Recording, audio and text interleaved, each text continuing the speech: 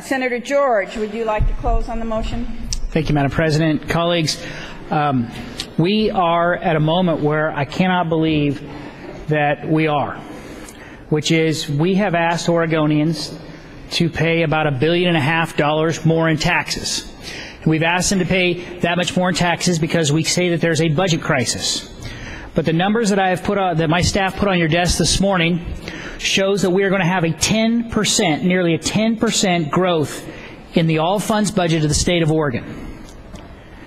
The governor of this state, knowing that we were going into a recession, and knowing that employees of private firms all over this state that run the economic engine that allow us to draw public resources through taxes, that every one of those employees and every one of those employers is hurting. I do not know of one single business in this state that is booming during this recession. And yet, while they're hurting, we're raising their taxes, we're raising their fees, and we're putting more regulations on them. But what do we as state government do is we increase spending by nearly double digit. It's somewhere between $4.5 and $5 billion in additional spending in the state of Oregon. Regardless of what the media tells you, the net spending will be up $4.5 to $5 billion. And a big part of this is that many of the public employee unions view, I hope they're wrong, but they view that they own this building. And they can demand that while everybody else in this state is suffering, that they not only be held harmless, but that they get a pay increase. That while everybody else is losing their jobs, we're increasing the number of positions. While everybody else is flatlined and trying to survive through this economic downturn, that they are owed more tax dollars and that somebody out there should pay more. I have watched fee bill and tax bill come across this floor with a cavalier attitude that somebody out there, outside of this building, is going to pay more. And apparently we believe that they should do it because they deserve to pay more. But there has got to be a point where we say that we are going to demand accountability for state government. The numbers that I have had my staff put on your floor, on your desks, for the last 2 weeks shows you a chart of consistent, steady, and unbelievably rapid growth by state government. And this is an opportunity for us, just for a moment, to ask everyone just to take a pause. We're not asking to lay off any public employees. We're not asking anybody to take a pay cut. We're asking to suspend an inappropriate pay increase. I don't even know how to respond to the fiscal irresponsibility of this legislature and this governor. How fiscally irresponsible can we be to say we are going to increase spending by $4.5 to $5 billion, 10%, double-digit growth, put those burdens off on the private sector, on people who are barely making their mortgage payments, barely making payroll, and then say that we're going to give people who work in this part of the economy a significant pay increase. I'm sorry, colleagues, and I am not offending anybody, and I'm not even trying to offend the governor here, but it's viewed as being political. Outside the building, critics of what has happened in this look at the political contributions and look at the pay increases, and they raise questions. I think we ought to be above that. I think we ought to stand with integrity and say that no, the political power in this building is not derived through political contributions or whatever. It's about making meritorious arguments.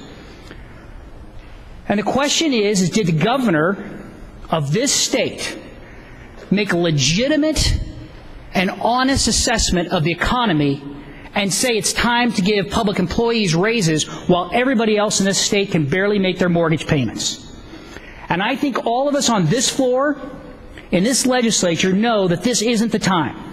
That this isn't the time to be splashing benefits on the public sector while the private sector can barely pay their bills. Now, my constituents are great constituents because they don't really ask a lot from government. I actually get very few constituent emails asking me for new programs, but they're hardworking people, they're small business people, and they're trying to make a living. And we have asked them to pay more in fees and regulations and taxes.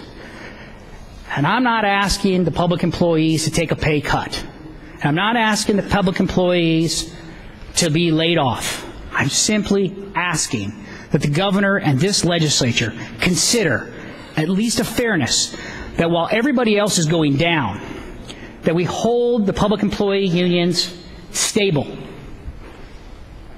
I guess when I look at these numbers that I gave you earlier, and the last recession, the legislature, in a bipartisan way with a Republican governor and a Democrat legislature, they cut spending, real dollars, not these fake roll-up dollars, real dollars. They cut 10.88%. And in this legislature, in no sort of bipartisan way, we have increased spending by nearly double-digit.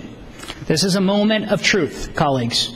This is a moment of truth, whether you're going to have to ask yourself, is this the time where we ask for even and fair treatment of all Oregonians and ask the public employee unions just to pause on their pay increase, wait on their pay increase while everybody else makes their mortgage payments, while everybody else tries to survive in their business and try to make their payroll?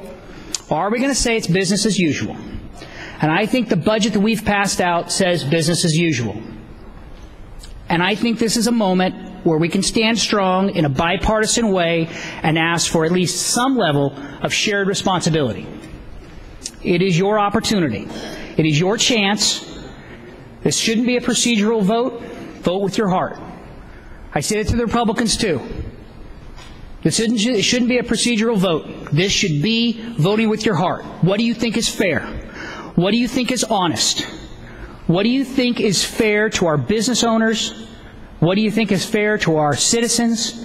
What do you think is fair to our public employees? And while everybody else is suffering, if we can hold the public employee unions stable, that should be viewed as a victory.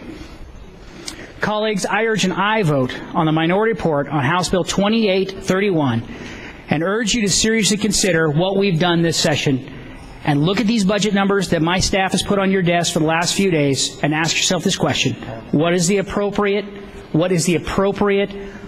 vote on the minority report? And I think you will agree with me. When you honestly take away partisanship and procedural votes aside, the yes vote on the minority report on House Bill 2831 is appropriate. And Madam President, I ask for a call of the Senate, please.